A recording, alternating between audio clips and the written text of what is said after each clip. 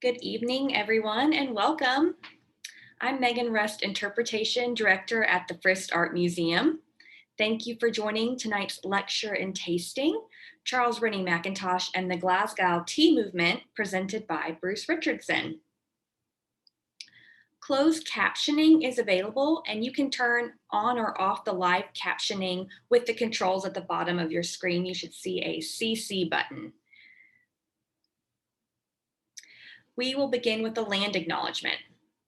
The Frist Art Museum's building sits on land that Cherokee, Shawnee, and Yuchi Native peoples and elders and their ancestors call their homelands. We acknowledge and pay respect to them, and we also offer deep gratitude to the ancestral land and water that support us.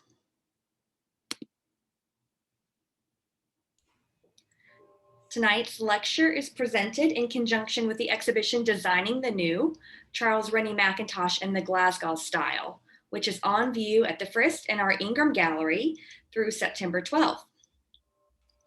Designing the New is co-organized by the Glasgow Museums and the American Federation of Arts. The exhibition comprises works from the collections of Glasgow City Council, museums and collections with loans from Scottish collections and private lenders. Support for the U.S. National Tour is provided by the Dr. Lee McCormick Edwards Charitable Foundation. The Frist Art Museum gratefully acknowledges our supporters for Designing the New. Platinum sponsor HCA Healthcare, TriStar Health. Hospitality sponsor Union Station Hotel. Education and community engagement supporters, the Wingate Foundation and First Horizon. Spanish translation sponsor, Vanderbilt University's Center for Latin American Studies. And the exhibition is supported in part by the Frist Friends of the Arts of Scotland. And as always, we are grateful for the continued operating support from the Frist Foundation, the Metro Nashville Arts Commission, the Tennessee Arts Commission, and the National Endowment for the Arts. Before we begin, I'd like to share a few reminders. At the end of the lecture, we'll take questions from the audience, and you can submit your questions anytime throughout the presentation with the Q&A feature. And thank you in advance for your patience with us as we present this program online. In the event of a technical difficulty, we'll pause the presentation and we'll work quickly to resolve the issue. If you're having technical difficulties on your personal device, please feel free to use the chat feature to send me a message and we'll do our best to assist you. Now it's my pleasure to introduce Bruce Richardson. Bruce Richardson has been at the forefront of the American tea renaissance for nearly 30 years. He's the author of a dozen books about tea, including The New Tea Companion, The Great Tea Rooms of Britain, and A Social History of Tea, which I have here and has a section on the Glasgow Tea Movement in it. Bruce serves as the contributing editor for TeaTime magazine. He's a tea master for the Boston Tea Party Ships and Museums and the master blender at Elmwood Inn Fine Teas. Please join me in welcoming Bruce Richardson.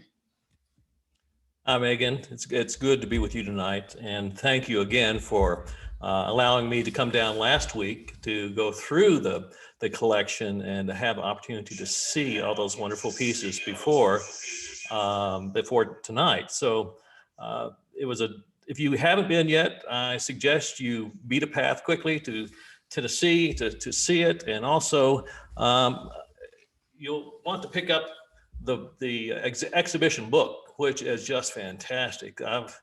I've had this book now for a year and have gone over it and over it again. It's a real treasure for anybody who is a fan of Rennie Mackintosh, and I certainly have been for years. So some of you tonight, over 100 of you, have purchased tea kits, and so let's do that first. Is just take care of a few little homework assignments, and that is you have 3 of these little packets. So I hope that you have some hot water, and that you have we decided to use tea bags tonight to make it a little easier for you. Now, the second 2 teas you can't hurt because they're black teas, but the first one is a Japanese Sencha. It's a green tea, so it does not want boiling water.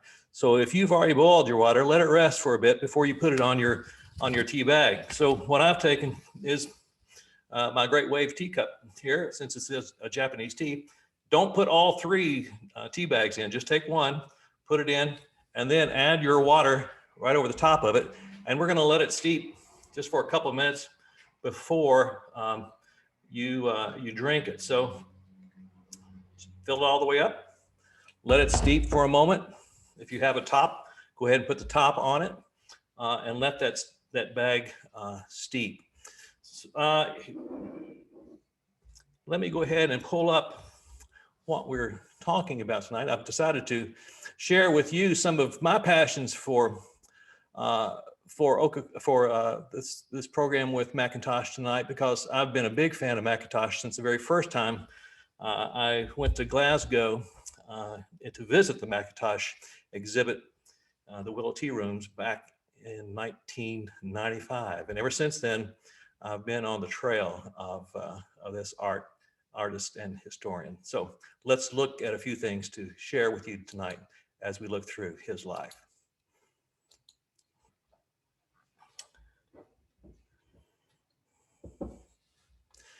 Well, tonight we're not going to start in Glasgow. We're actually going to start where your tea came from tonight, and that is in Japan. And we're going to start with the opening of Japan back in 1853. Japan was a closed society for several centuries until Commodore Perry sailed into Edo Bay in 1853. Japan was so closed that if a sailor or someone on a ship happened to float out away from the Japanese islands and was picked up by somebody else in a different country, they could not come back. They would be exiled. The 1853, the people of Edo Bay is now we know as Tokyo Bay, looked out and they saw these ships arriving, and some of them had sails, but they also had smoke coming up from them. So these were the first steamships to come to the shores of Japan. Japan had no mighty ships. They had no army. They couldn't defend themselves from the United States Navy coming in. And Admiral Perry pretty much said, here's a note from our president, and he says that you will open up to our shipping concerns that are here in your waters looking for whales. So Japan had no option but to do that, to open up. Well, the Japanese looked at it as the arrival of the barbarians. The West were the barbarians who were coming in. And this was 1853. By about 1868, the Meiji period had started. We had moved the capital from Kyoto to Edo, and now called Tokyo. And so you had a complete transformation of Japan beginning at that point. Let's look now at just south of Tokyo, which is Mount Fuji. And here you see Hokusai's 36 views, one of 36 views of Mount Fuji. Mount Fuji is the area where your tea tonight came from. This is the largest tea growing area of Japan.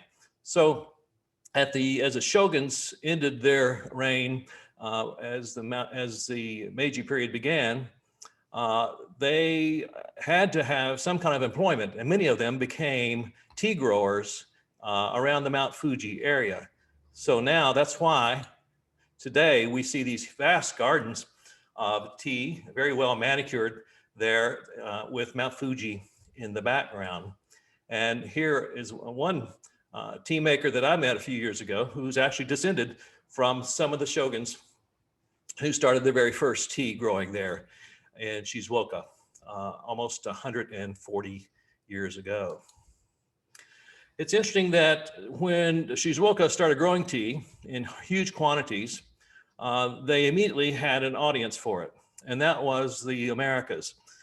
You have to realize that with the arrival of these steamships, you could get from San Francisco to Yokohama in 18 days. Well, that was an amazingly short period of time, because until then, we had depended on China to provide all of the tea. So the tea that went into Boston Harbor in 1773 all came from China. The only tea that Jane Austen drank in her entire life came from China. There was no tea coming out of India until 1840s. You didn't have tea coming out of the island we know as Sri Lanka until after our American Civil War. So Japanese tea growing concerns offered us an opportunity to get very fresh tea within 18 days into the port of San Francisco, and then it came across country on the new railroads that had been set up as well. But this wasn't black tea like we had been used to. This was green tea. And so America was a great consumer of Japanese green tea. And in almost every city, such as Nashville, or my hometown here in Danville, Kentucky, would have a general store where Japanese green tea was offered for sale. And today, 80% of the Japanese green tea is made into what we now know as Sencha. Cha, C-H-A, is the Chinese word for tea. And so most of the Japanese teas end with cha. Now, if you haven't taken your tea bag out of your tea, go ahead and take that out because your tea is probably ready to go. If you have a little container to put the tea bag in, you can reuse that tea bag in just a few moments. But what you notice about well-made green tea is it's light in color. It smells of vegetables. It smells healthy when you drink it. And so it's good to drink this throughout the day for a healthy lifestyle. We're seeing huge quantities of green tea being consumed by Americans today because it is considered part of today's healthy lifestyle. Now, I must warn you that you're going to be drinking 3 different teas tonight. So if you planned on going to bed anytime early, you might as well make other plans for that. Well, Americans and Europeans immediately were enamored by all things Japanese, to the point where in London, in Hyde Park, near Knightsbridge, you had a Japanese native village show up. So this was from 1885 to 1887. This was a production where you could go and you could see real live Japanese people. And it's interesting that in this illustration here, we see the folks of London enjoying their afternoon tea in a Japanese setting. So anything that was so new, we had never seen people like this before, with such quaint customs, they would say. And we just immediately fell in love with their lifestyle, which brought us to this word called japonisme, which was coined in 1872. You see here different aspects of Japanese life being depicted in Western culture, such as the opera. Well, you had at the time the Mikado coming out, which was a great, had great appeal in the Americas and all across Europe. You had artists in France, such as Monet, who painted this picture from the Museum of Fine Arts in Boston. And it's a picture of his wife dressed in Japanese garb. Whistler also made a painting in the same genre here. So we were enamored by Japan, and artists everywhere were emulating the Japanese lifestyle, including one of the artists that you'll find in the show at the Frist, and that is Aubrey Beardsley. Now, Beardsley was a great illustrator of books at the time, the late 1800s, and his friend Oscar Wilde had written Salome, and so he employed Aubrey Beardsley to illustrate copies of that book. And you'll see this illustration in the exhibit in Nashville. One that you won't see, but from the same series, is this one from Salome. And notice this very bulbous clothing that the person has on here. And then notice that in the Japanese style from 1787, it almost mirrors this very flowing robe of this Japanese woman in this painting from 1787. If you've been to Giverny in France, you'll notice that many of the walls there are covered with Hokusai wood prints and other wood prints from this era as well. So Monet was fascinated by the Japanese art style. But Glasgow was considered the second empire of the British, second city of the British Empire. It had great it was a great banking center, and the River Clyde provided docks where ships were built.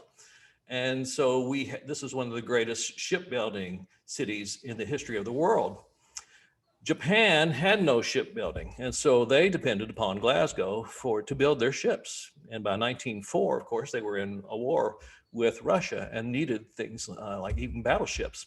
So Japan sent over many of their artisans into Glasgow, and in later years sent some of their students there to study engineering so that they too could take these talents back to Japan. But there was one Glaswegian who was invited to tour Japan, and you will see more about him in the exhibit. His name was Christopher Dresser.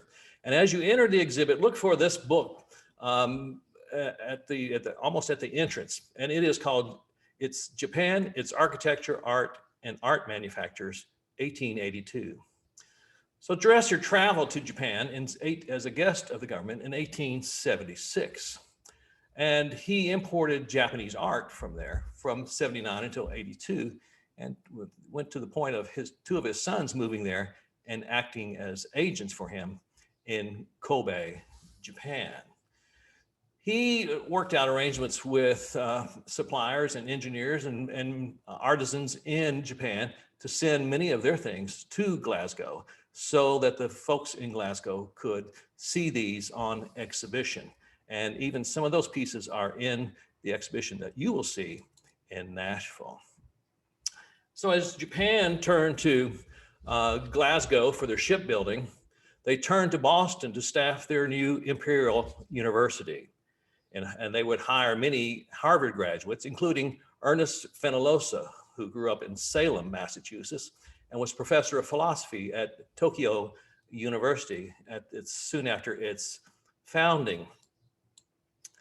Here you see Edward Morse, Fenollosa, and Sturgis Bigelow. And second from the left is Okakura Kakuzo, who we'll talk more about later, a Japanese man born in 1862 in Yokohama, who eventually would become the Asian arts curator at the MFA in Boston, and would go on to write one of the most important books in the art and tea world called The Book of Tea. But more about that later on. As I said, all the tea in the early part of the 1800s came from China. And with the ending of the East India Company's monopoly in the 1830s, other groups of merchants began to import and blend and package teas in Scotland, including Andrew Melrose, who started in 1812. And when the East India Company lost their monopoly on bringing in Chinese tea and selling it all across the British Empire, Andrew Melrose took advantage of that. And so his company in the 1830s began to sell huge amounts of tea. And here you can see their headquarters in Edinburgh.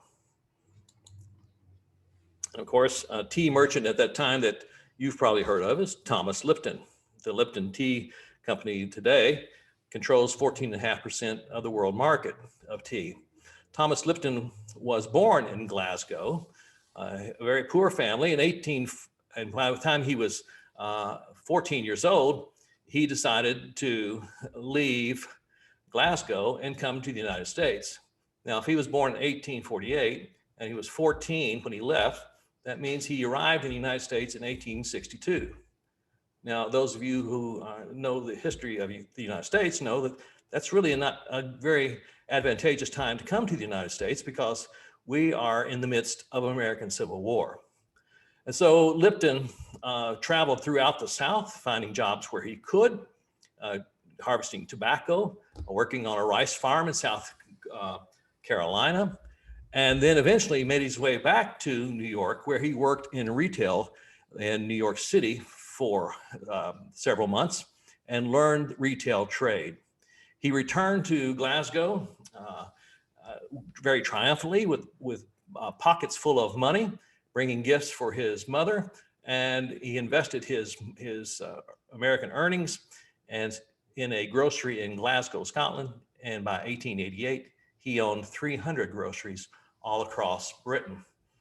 Now, this is the advent of the great tea growing experience in what we now know as Sri Lanka, originally Ceylon, that beautiful island country that's just off the southern tip of India. And it was people like Thomas Lipton and other Scottish growers and financiers who were instrumental in planting tea gardens there. Lipton did it because he was very interested in taking tea directly from his gardens that he owned and bringing it to his stores in all across Great Britain. So he made vast amounts of money because he basically cut out the middleman and was able to make all the profit from the tea that he was growing. So that was the move from Chinese tea to British grown tea in India and in Sri Lanka. But there was one merchant of tea in Glasgow who had a great love of Chinese tea and tried to keep the Chinese tea market vital for many, many decades. And that was Stuart Cranston. So Stuart was born into a family of hoteliers there in Glasgow. And he is pretty much credited with starting the very first tea room that we know of, not just in Scotland, but anywhere. So in Stuart Cranston's first tea shop opened in 1871 on Queen Street in Glasgow. And before long, he had several locations, but he was always promoting Chinese tea. He even had, and like Lipton, he was great at promoting. So he had even his little tea boxes that would be made that you could take your tea with you wherever you went. Just put your tea into here, put it in your pocket, and you always had tea no matter where you went. And by the way, there are his shops there in Glasgow. Now, the brilliance of Mr. Cranston was that he was very good at marketing, in the fact that he would make tea to sample in his tea rooms. But after a couple of years, he decided, if I would put a few tables and chairs here and charge a penny more for people to sit down, and maybe charge a penny more for a scone, and maybe a penny more for milk to go into their tea, they would buy more tea. And sure enough, people were coming into his tea shops, sitting down, having a tea break, and before they went on their way. So this was the advent of what we now know as the tea store, or a tea afternoon, not afternoon tea because it wasn't fancy, but there was a tea stop in Glasgow. His sister Kate followed in his footsteps. So within a few years, she started her own line of tea shops in Glasgow. Now, Kate, as you can see by her dress, was, shall we say, a little ostentatious. She was out of style for about 30 years.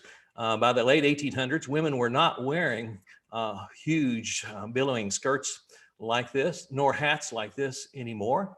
So she stood out in the crowd, shall we say. So everybody knew who Kate Cranston was when she walked down the street. So she was a bit of advertising as she made her way about Glasgow. Kate began her tea rooms with the Crown Luncheon tea rooms. And pretty soon she had more and more. She eventually would have 5 tea rooms in Glasgow. So it made her the tea maven of the city. Now, it's interesting that one thing that we don't realize these days when it comes to retail space is back then in the late 1800s, there were no conveniences for women who were decided to go out for the day. There were no public restrooms for women. So Kate was one of the very first to put in these conveniences in her tea rooms. The other interesting thing about her was that this was a time too when women were not business professionals. Kate married, and usually when a woman marries, then she will stay at home while her husband works. But Kate, again, went against the grain and began to be a great business professional in the late Victorian age, unlike many of her women counterparts. Well, it's our second tea time, so I hope you've probably drunk some of your Sencha, your Japanese green tea. And now it's time to move on to first of our black teas that we're having tonight. So your second tea is, I package it as English breakfast. Now, in this tea bag here, you have tea from China, and it is from the Anhui province. This tea, you might even smell it when you bring it coming out. It's a little bit earthy. This is a beautiful black tea with a little sweetness to it. It's a classic black tea that if you're English, you want to add milk to it, you can. Or most Americans would just drink it straight. And it's a perfect breakfast tea. Now, your water should be hotter than it was for your green tea. So go ahead and pour that on. And we're going to let our black tea steep for about 4 minutes. If you're going to put milk in with it, you would probably let it steep just a little bit longer. So let that tea go ahead and steep. And while we talk a little bit about this beautiful Keeman. Anhui province has been one of the suppliers of tea for centuries to the West. They began by only growing green tea and selling it to the West, but they realized there was such a demand for black tea that almost all the production now in the Anhui province is black tea these days. But if you want something that's easy to drink both at breakfast time or throughout the day, Keeman is the perfect tea for those occasions.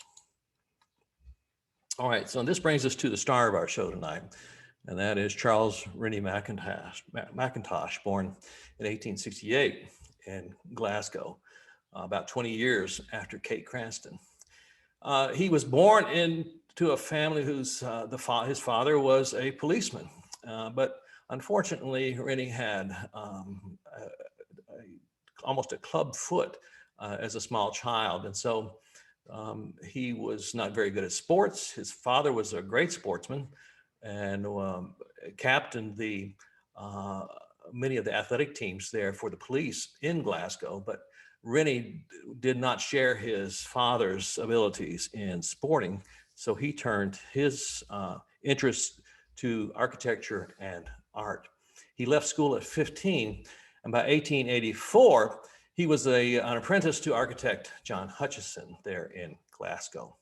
And at night, he would attend the evening classes at Glasgow School of Art. He was part of a group of students called the Immortals. And here you see Mackintosh reclining at the front. And you see also some of the other students there, including his future wife, who we'll talk about next, and that is Margaret MacDonald. Margaret MacDonald and her sister Mary were both artists and enrolled in the art school there. Margaret was a fantastic painter, and this picture that you see here, the Mysterious Garden, is a painting that is not in Glasgow, but in Edinburgh. I think it was about 2012. Shelley, my wife, and I were in Edinburgh, and we were in the Museum of Modern Art and turned around a corner and ran into this painting. It had just arrived a few weeks earlier, and without looking at the card next to it, we knew immediately who this painting was done by, and that was Margaret MacDonald. It's a fantastic painting, very ethereal, and very indicative of the work of the Glasgow School. Here you see two of the works that you will see in the collection and at the Frist, and these are large posters that are framed and again are indicative of the work of the Glasgow School.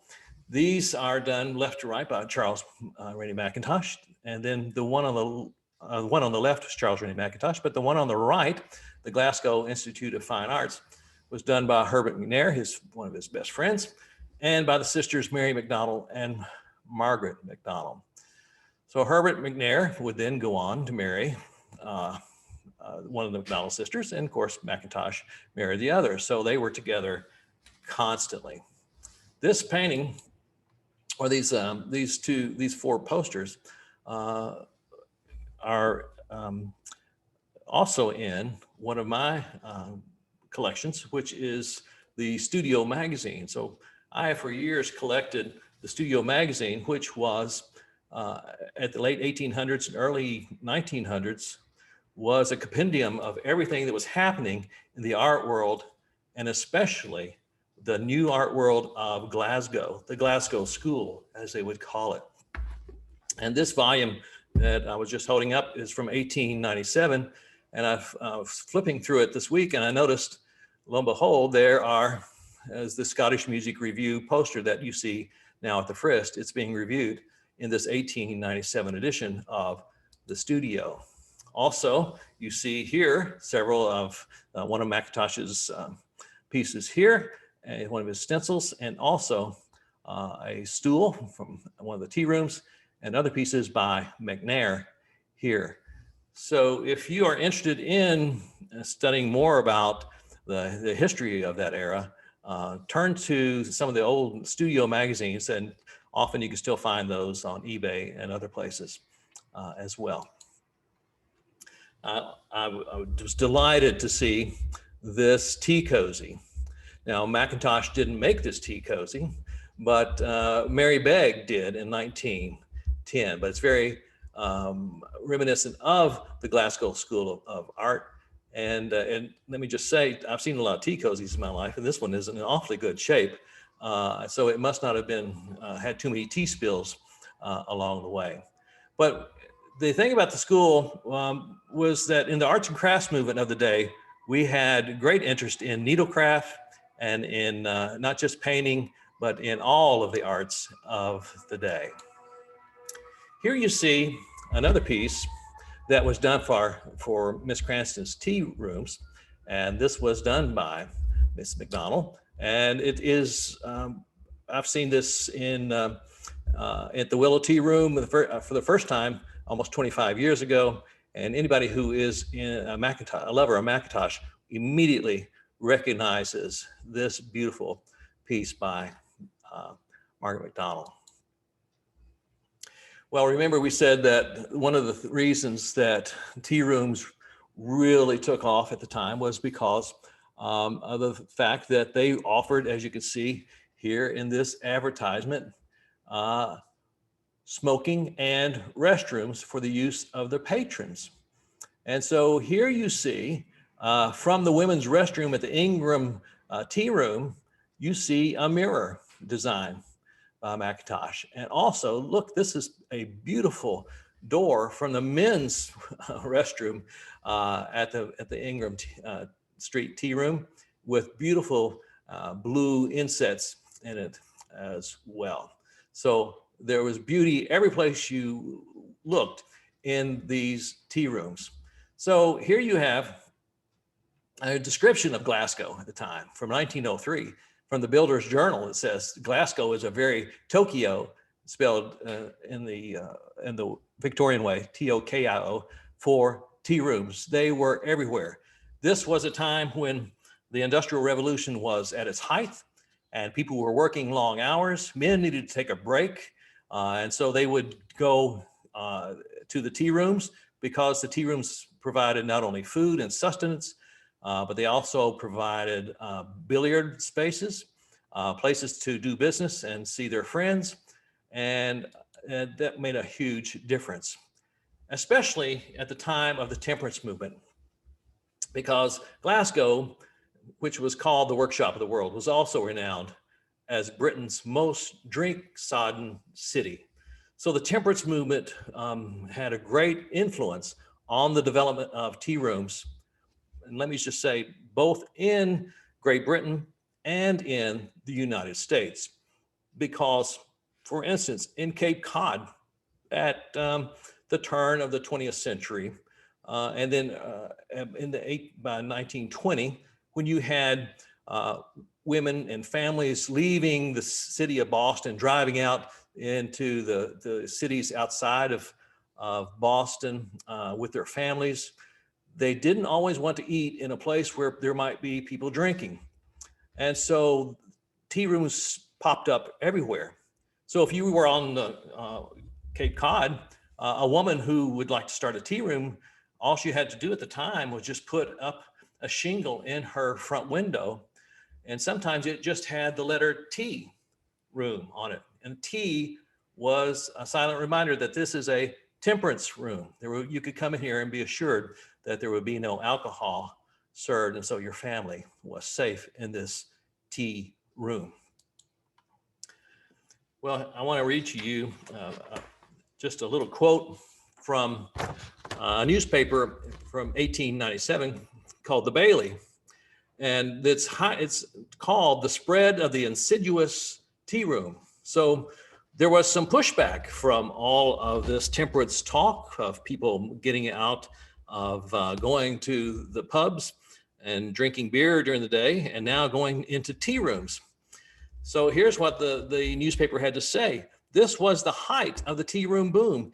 Anyone would judge from the number of tea rooms sprouting everywhere that these, aesthetic or otherwise, must be profitable concerns. When the press was full of this extraordinary change in Glasgow's social life, together with other disconcerting crazes like vegetarianism and female bicycling, in the spread of the insidious tea room, the Bailey lamented the displacing of the good old pint of bitter and a dressed steak, lunched by pastries and buckets of tea. It accused the tea rooms of turning out a new kind of roue, the clerk of artistic temperament, ruined by a mixture of tea, tobacco, talk, and pretty waitresses. Well, Mackintosh made sure the waitresses, and Miss Cranston made sure the waitresses at the Willow Tea Room were all pretty, and Mackintosh helped her design some of their outfits. So this was a place that had a great draw for men who were leaving the pubs for more sober climes. Here you see two of the happy patrons at the Willow Tea Room in later years. Well, it's time now for our third and final tea for the night. So you have now your third package to open up, and that is Abigail's Blend. And I'll show you the packaging for it here at our tea bar in Kentucky. And that is the Abigail's Blend from the Boston Tea Party Ships Museum. Now, I was commissioned to design all the teas for the museum when it was built almost 10 years ago now. And we as part of the design, we built a 100-seat tea room at the top of the museum that sits out in the middle of Boston Harbor, and it's accompanied by two reconstructed ships. This is named Abigail's because the tea room was named for Abigail Adams. This is a blend of 3 different teas from all across the British Empire. So my job there was, in this commission, to come up with a tea that people from all over the world would want to drink. It had to appeal to British folks who would want to put milk into it, or if a family from Alabama wanted to put sweetener and sugar into it, make sweet tea, they could do it just as well. So this is my Abigail's Blend, 3 teas from China, India, and Kenya. So go ahead and take one of your Abigail tea bags and put it into your cup. And let's hit it with some more boiling water and let it steep for about 4 minutes. And this tea is, again, perfect for a breakfast tea. If you want to put milk into it, you can, or just drink it as it is. Abigail's Blend. So when you go to the Boston Tea Party Ships Museum, be sure you get the signature tea that we blended for them. Also, when you're there in the tea room, you can sample the 5 teas that were thrown overboard in Boston Harbor. Here's a little bit of general information that you can always keep to amaze your friends, and that is that there were 5 teas tossed into Boston Harbor in 1773. As we said, all of them were from China, and 3 of them were black teas, and 2 of them were green teas. Now, let's look now at the building of the Willow Tea Room. Here you see Sushi Hall Street in Glasgow at the turn of the 20th century. And you will see over here on the right, the white building is the Willow Tea Rooms. Today, this is a pedestrian mall and there's no traffic on it, but you can imagine the people who passed the Willow Tea Rooms every day. And I'm sure it's stood out in the crowd of dark and soot-covered buildings that were throughout Glasgow. Immediately when you look at it, you notice something different from the front. This is from 1903, and you see these beautiful stained glass windows that almost punch out like a brow across the first floor. The top floors were for billiards, but here you have the room deluxe, which we'll get to in just a moment. So as you entered, you had the main dining room here at the entrance. And this was, when you entered, you had never seen anything like this. This was a one-of-a-kind, a wonderland of art and architecture. Here's a photograph I shot of the mezzanine. So you go up steps to the mezzanine before you ascend into the room deluxe. So this was shot probably 10 years ago. I first came to the Willow Tea Room when writing my second book, which is The Great Tea Rooms of Britain. And so we were on a photo shoot in Glasgow, and I knew nothing of Rennie Mackintosh. But I noticed as I finished here looking around in the mezzanine and turned the stairs to go up the stairs, there were people there from Japan and all over the world lined up waiting to get into the next room. And these were not tea people. These were artists and architects and students who had traveled on a mission to see Mackintosh's greatest tea room experience in Glasgow. And that is the Salon Deluxe. So as you enter into the Salon Deluxe, this is you saw the brow of it poking out towards Sushi Hall Street. And so here we see this fantastic array of tall back chairs, beautiful handmade carpets, and stained glass everywhere. This is, again, something you had never seen in your life in Glasgow. And the Salon Deluxe was for those customers who were willing to pay maybe a nickel more for this extra added experience. So this was as good as you could get. This was the very first photograph I shot. This is way back in 1995. What do you notice here about the ceiling? It's if you've been into Oak Park in Illinois to see the Frank Lloyd Wright home, you will notice that a ceiling like this is where the children's playroom was up on the top floor. So here is the outside windows, stained glass everywhere.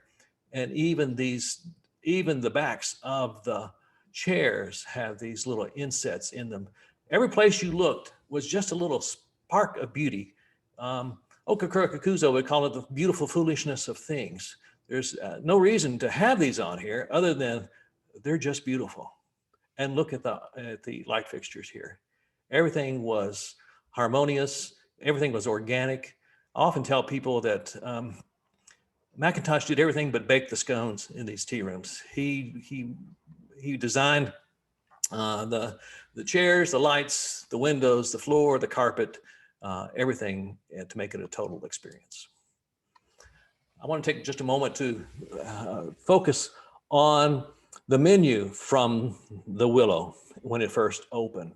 And here you see some of the things that were being served. Of course, all the teas, a cup of tea over here would be 3 pence. They also had coffee, cocoa, and chocolate. But then let's come all the way over here to a fixed price high tea. Now this was not a fancy high tea that we wouldn't see in the hotels today in London. High tea was actually a term from the industrial age of Scotland and England, where it meant that this was a full meal, meaning it was usually taken in the evening at a high table with a pot of tea. There was nothing fancy about it.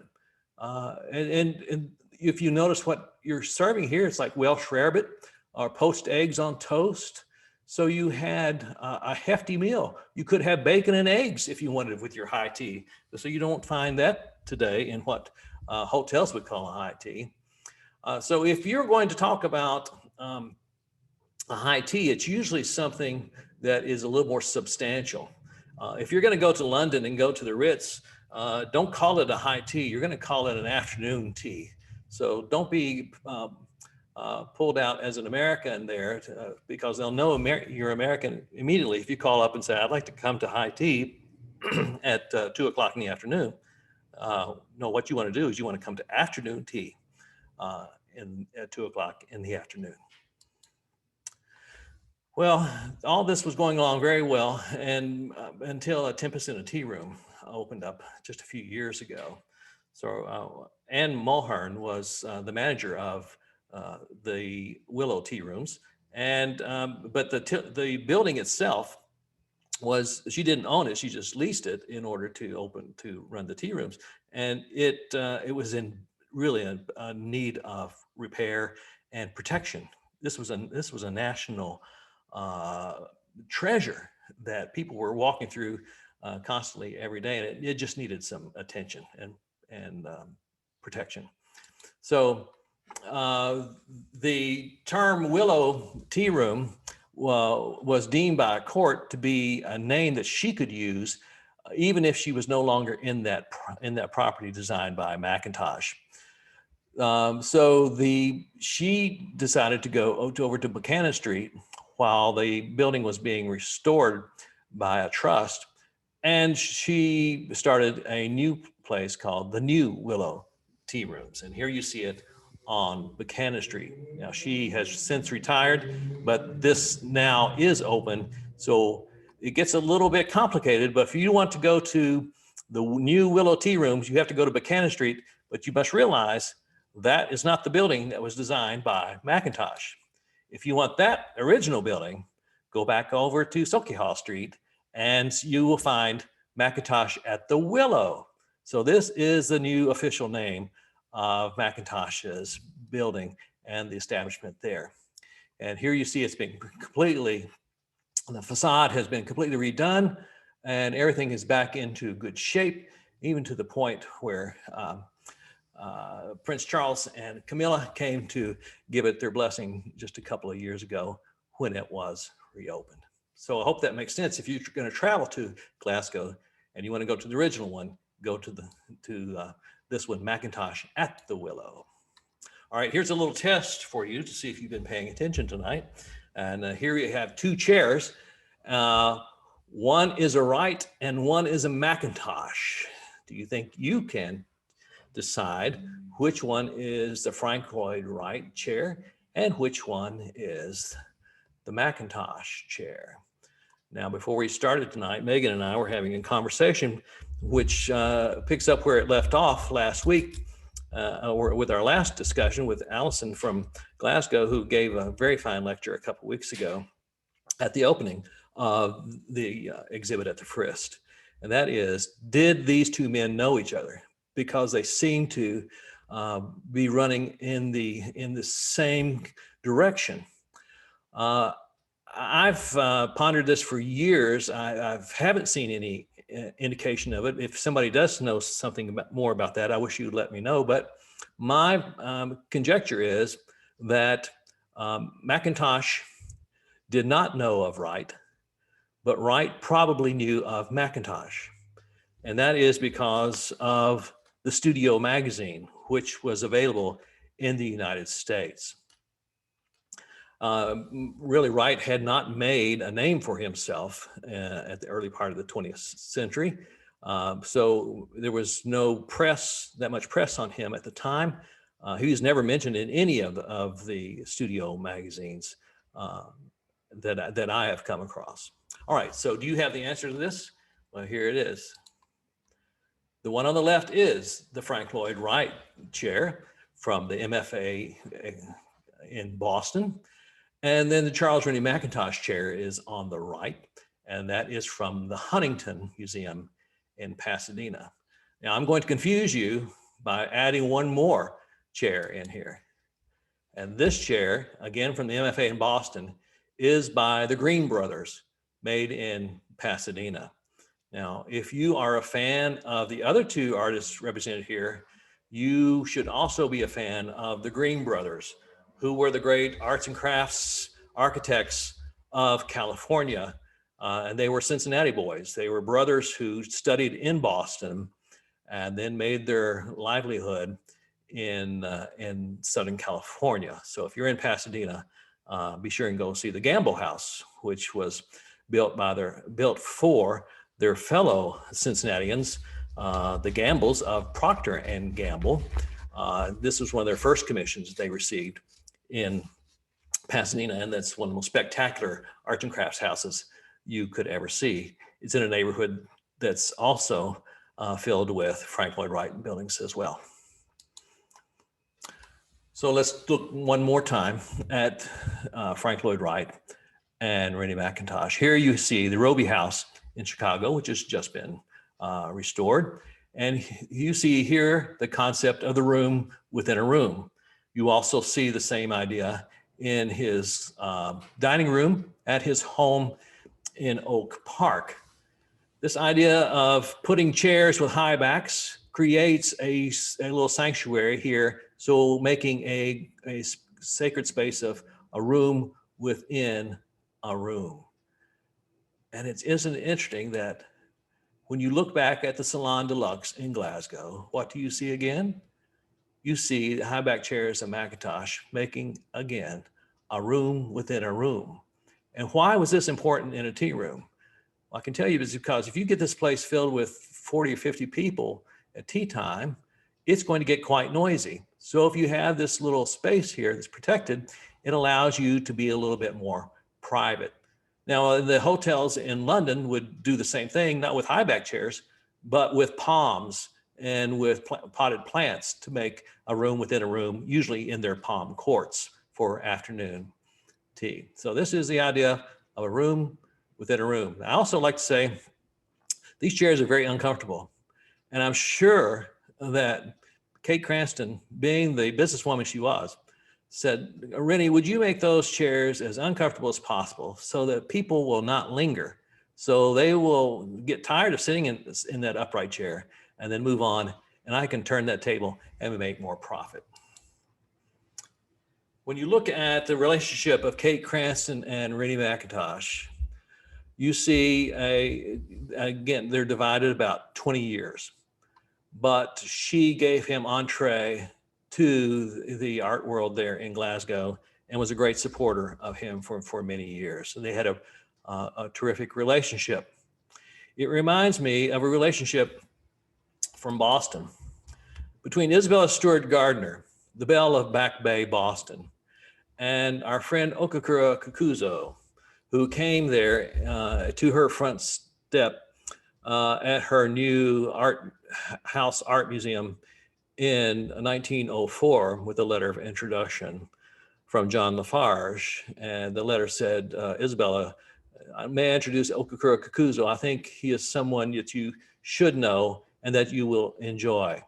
And they became fast friends until his death in 1913.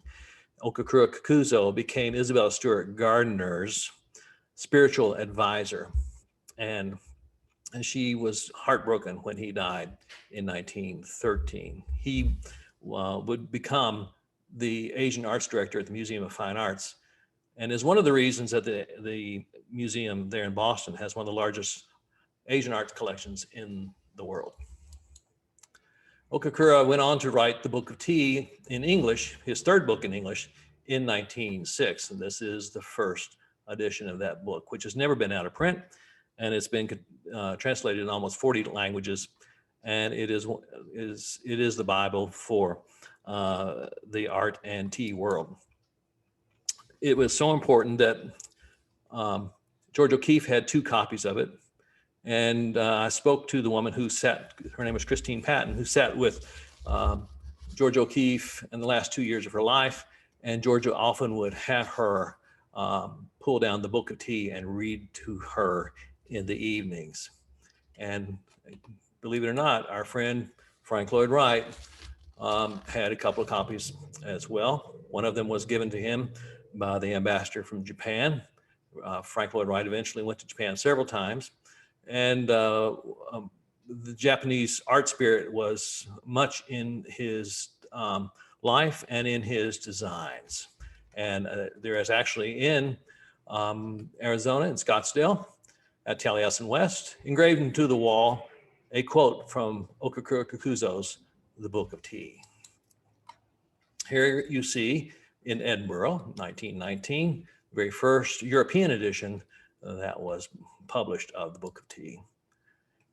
And then I had the opportunity in 2011 to design and edit a brand new edition of the Book of Tea with illustrations by Hakusai, which is available now as well from Benjamin Press.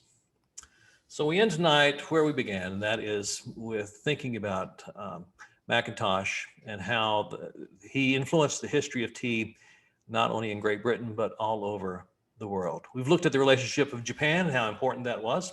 We've looked at a little bit of the history of the tea market in the Great Britain.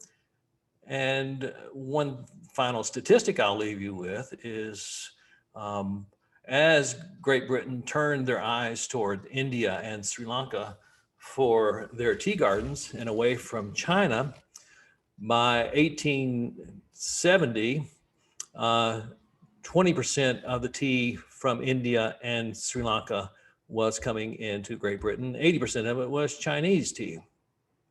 20 years later, by 1890, it had completely reversed. And Great Britain became a tea drinking country.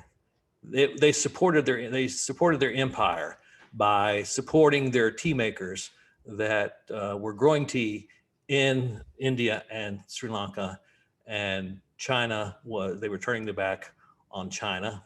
And here in America, we were drinking Japanese tea, and a lot of it was green at the time. So there you have it. There's my talk tonight about Mackintosh. I hope it's whetted your appetite, if you haven't been to see the exhibit, to go and view it and study it, and be sure you get the copy of the exhibition book to read before and after you go. If you have questions, you're welcome to put them into the chat room now, and Megan will shoot those our way. We'll answer as many of those as we can for the next 20 or 30 minutes. And let me just say what a beautiful time it's been tonight. Thank you, Megan, for inviting me to be here with you. Thank you so much. I've learned a lot about the history of tea tonight. We really appreciate your time this evening and sharing your delicious tea blends with us. We've got a couple questions about the tea bags. Laura in the Q&A said that her grandmother would save the bags and reuse them. Mm-hmm. Do you recommend doing that for the teas that you've provided for those? Well, I'll tell you that these bags, because this is the newest machine that makes these, it's a Japanese machine. This is not plastic. This is a biodegradable material, but it is so large the bag is, this pyramid bag, it's so large that we're able to put the same tea into this tea bag that we would have in one of our tins like this. It's the same quality. And so that is very revolutionary in the world of tea. That's only been happening now for less than 20 years. But if you notice, the tea has rehydrated, it comes back to the size, those leaves come back to the size they were when they were growing on that bush. So it gives you opportunity to let the tea rooms expand, pull out the full flavor. And because it is a premium tea, you can get a double dose out of our tea bags. And another question from Brenda asking the difference between Sencha and matcha green teas. Mm-hmm. So here's what we're going to do. I'll even show you some matcha. So I deal with a couple of tea growers in Japan, and what we do is to make matcha, we first have to grow gyokuro in the shade. So this is tea that is shade grown for almost 3 weeks in 95% darkness. And what it does is it forces up the enzymes out of the roots into the trunks. And it is one of the most umami filled teas that you will ever consume. But in order to make matcha, we first make gyokuro, and then we will take that and grind it into powder. And there are 10 different grades of matcha. We sell 3 of those 3 grades here. This is my best one from Kagoshima, Japan. So this is ground up. You have to realize when you're making matcha and you're putting it into, and you're whisking it into a bowl with a whisk, that you're putting ground up tea leaves into solution and then consuming them. So you're getting a big burst of caffeine. So if you drink it before 2 o'clock in the afternoon, or you'll be awake all night. But it's one of the healthiest things you could put into your body. I like matcha a lot. We have a couple questions in the chat about people wanting to order the sampler. I know we had it available, for pre-order for tonight's program. If people weren't able to get their hands on one, or if they wanted another one, what would you recommend that they order from you? It takes a lot of work to put these together. It's a special product. I'll tell you what, and we sold a world of it, more than we expected. So what we'll do, I'll promise this for you. When you wake up in the morning, if you want to order tomorrow, go online at elmwoodinn.com, go to the sampler, click on samplers and go to that, and we'll make that alive again. So we'll produce however many packets we get orders for tomorrow. All right. On and Monday, you can also order each of those teas from your website too, right? Oh, sure. If so you could easily get all 3 teas either in tea bags, or this is loose tea, or you can get it in tea bags as well. Thank you. We have a couple questions about what tea may have been served at Miss Cranston's tea rooms. Do you have an idea about what that? I'm glad you asked that, because she bought her tea from her brother, Stuart. And as we said, Stuart was a big proponent of Chinese teas. So Stuart would have had, one of his blends was called Mandarin tea.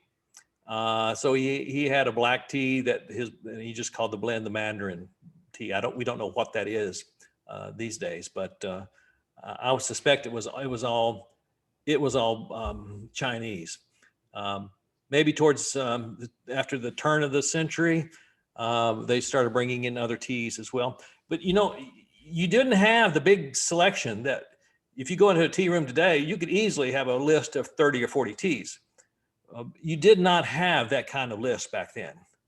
And you would not have had chamomile and peppermint and all those things. You would have had maybe 4, maybe 5 teas to choose from. And most of them would have been black. They might have had a green tea on there as well.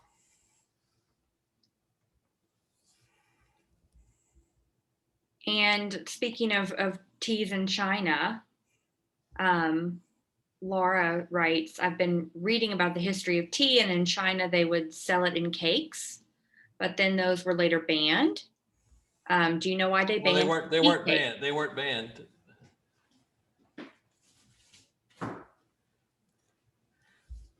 So Wow. this is a tea brick.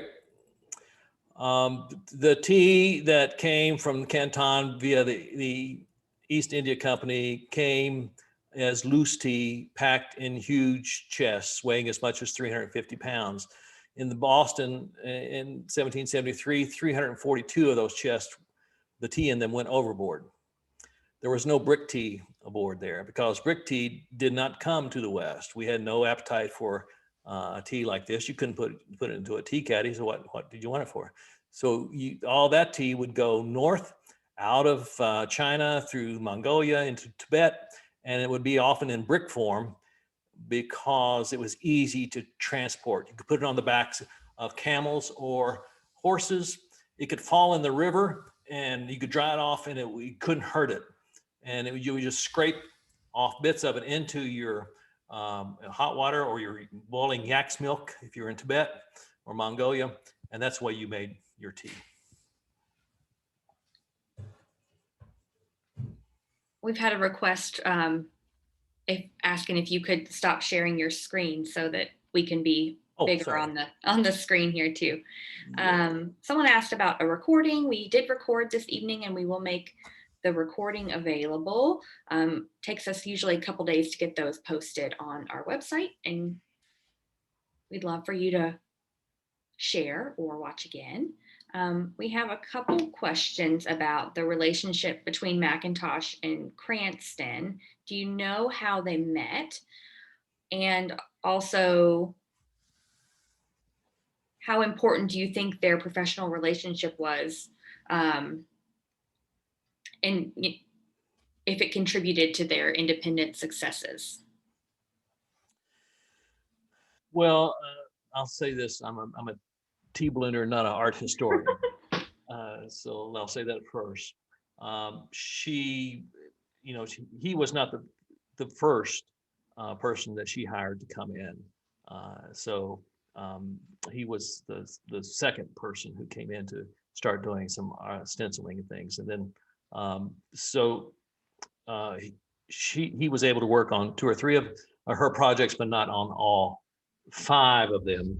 But I believe he did later on do a house for them in Glasgow. Yeah, so he worked on the Argyle Street tea room. So he was brought on to help with that project. He wasn't the sole designer for that project. Right. And then, later would do the entire Willow Street tea room and some other ones. And then Miss Cranston did also commission him to redesign her family home. So there's a lot of amazing information about their relationship in the exhibition. So if you're interested in learning more, we would love for you to come see it in person. I will say that Mackintosh died a very sad death. One interesting thing about it was he was greatly admired by the Germans and the Austrians. And during World War I, he would get all these letters from Austria and Germany, which brought him to the attention of the authorities who were looking at the mail coming into Great Britain. And so he eventually moved to live in France and developed tongue cancer and died later on with hardly any money. So it was a very sad ending to a beautiful life. Some more tea questions. What happens if you steep your tea too long? Yes, it can get bitter, pulls out too much of the tannin. So, one of the books I write, if you were go into Twining's shop on the Strand in London, you had a question about how long to steep a tea, they would pull out this book. I have over 140 different teas in here, and there's steeping times and temperatures for all those teas. But generally, if you were to steep your tea too long, like if you, I've made this English breakfast and I left the tea bag in for now 15 minutes. I could take the tea bag out and just add more water to it and dilute it, and that would certainly help it.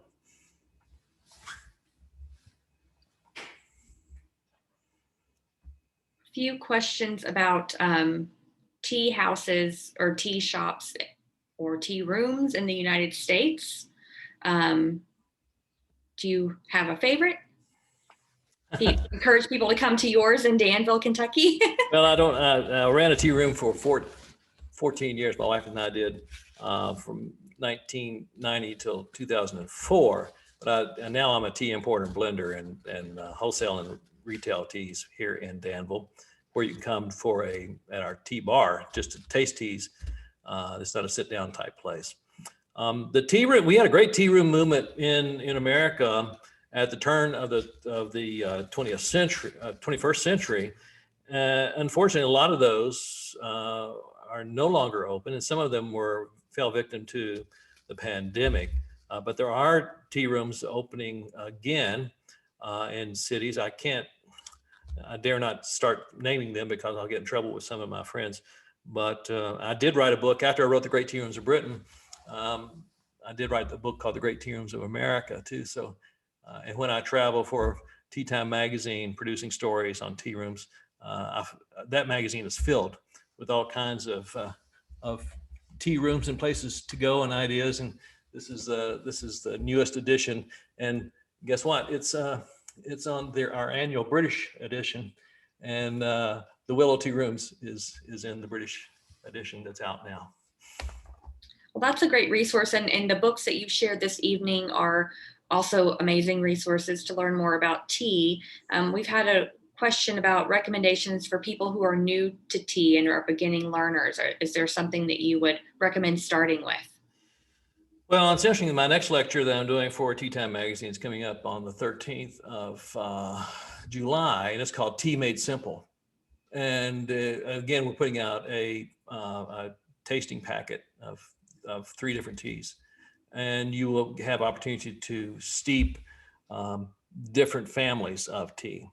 And this will be a learning experience. We'll go through where tea comes from, how it's grown, why it's important to steep it at different temperatures, and what to look for in the tasting notes. Taste tea like a professional. What do I look for when I travel to India or to China and taste teas?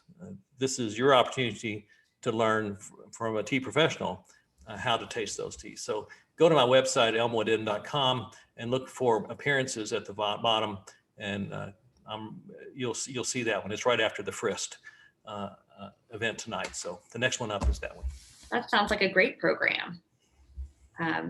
Thank you for sharing that. So Zula, age 8, asks, what kind of tea do you like the best? And her favorite was the Sencha. Yeah. So we drink here, my favorite tea grower in Japan is in Kagoshima, one of the southern islands. And he makes my Gyokuro, which is my shade-grown tea that we talked about just a moment ago. And we even steep that cold steep. So we may take the tea and just put it into tap water and put it in the refrigerator. So you try that with green tea, is do cold steeping with it and see how you enjoy it that way. My morning tea at our house every morning for the past 10 years is a single estate tea from the Assam region of India, the largest tea growing area of the world. And it was the Scots, the Bruce brothers, who found this tea growing wild in Assam, right above Bangladesh. And they found it growing there in the 1830s. And they brought it to the auction in London, and it brought astronomical prices. And now Assam has over 800 gardens. We deal with 2 or 3 gardens there, and they ship me a spectacular tea, the Dinjoy garden, and it's called Tippy Assam. And we drink that at our house every morning in 10 years. When we travel, even if it's England, we take Tippy Assam with us. All right. We have had a couple other questions about other types of teas and tea blends, a question about Earl Grey and a question about spiced tea like chai. Um,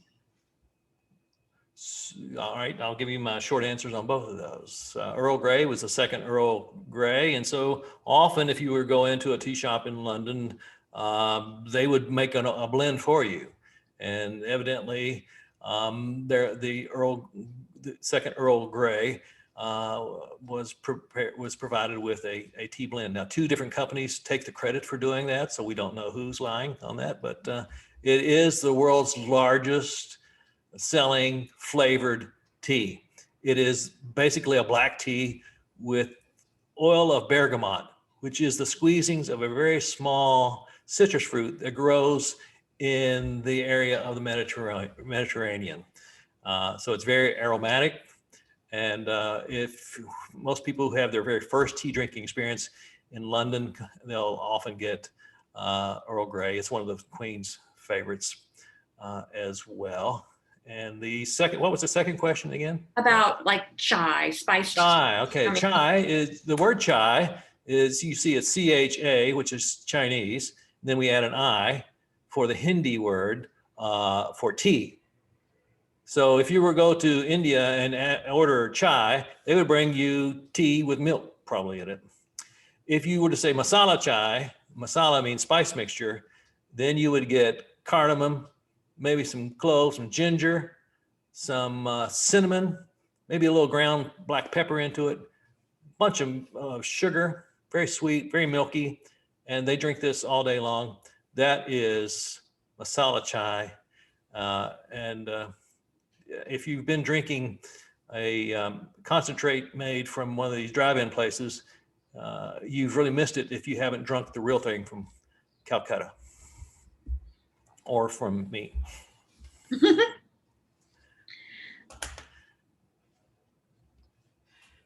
Cindy asked, where did the term English breakfast come from? And is it always the same type of tea? Someone asked about Scottish breakfast tea earlier too. Yeah. So Cindy, thank you for asking that, because there is no big Bible we go to look up blends. It's the preference of any tea blender to do his own thing. And the term English breakfast was actually coined in New York to make a tea that would remind people of their tea drinking experience back in England when they traveled there. So it was a marketing ploy. So, and if I'm producing an Irish breakfast, I know that tea is going to be strong. It's going to be malty. Probably going to have some Assam teas in it. It's going to, because you're going to put a whole bunch of milk into it. And the Irish want a tea strong enough that a mouse can run across the top of it, or a spoon can stand up straight in it. So we know we had to get those kind of blends to make that kind of tea. Whereas an English breakfast might be a little bit more gentle. A Scottish, again, it's going to be a fairly hearty tea. So that's the thoughts about that. Thank you. And we have a question about the exhibition catalog, and the catalog is available in the Frist Art Museum gift shop. I'm sure you can also get it online, but we'd love for you to come see the exhibition in person at the Frist, and you can pick up the catalog while you're seeing the exhibition. Megan, I did sign copies. You had my social history in the bookshop there, and so I signed all the copies that are there in the bookshop. Oh, thank you so much. Well, yeah. And that's another great thing to pick up while you're at the Frist, the social history of tea. That includes a section on the Glasgow tea movement. And lots of great comments and thank yous. And, Margaret says it takes talent and excellent taste buds to make tea so interesting. So I think on that, we will wrap up our Q&A for the evening. And thank you again, Bruce, for sharing so much with us this evening. It's fascinating to learn more about tea and drinking tea in Glasgow. And thank you all for attending this evening's program. Again, we'd love to see you at the Frist in person to see Designing the New. You can reserve your ticket for admission in advance at fristartmuseum.org. You can visit our website to find out about upcoming programs in conjunction with this exhibition and others. And you can also follow us on social media or sign up for our weekly email newsletter to learn about upcoming programs. And as you leave the Zoom this evening, you'll be invited to take a brief survey. A link to the survey will appear in your browser. Your feedback is important to us and will help us improve future programs. And finally, we're so thankful for your support of the Frist Art Museum. Financial gifts during this time allow us to bring you great programming like today's lecture and tasting. Support of any amount is greatly appreciated. Please consider making a donation on our website. Thank you all again for spending your evening with us. Thank you, Bruce, for a great tasting and an informative talk. Hope you all have a great night. Bye-bye.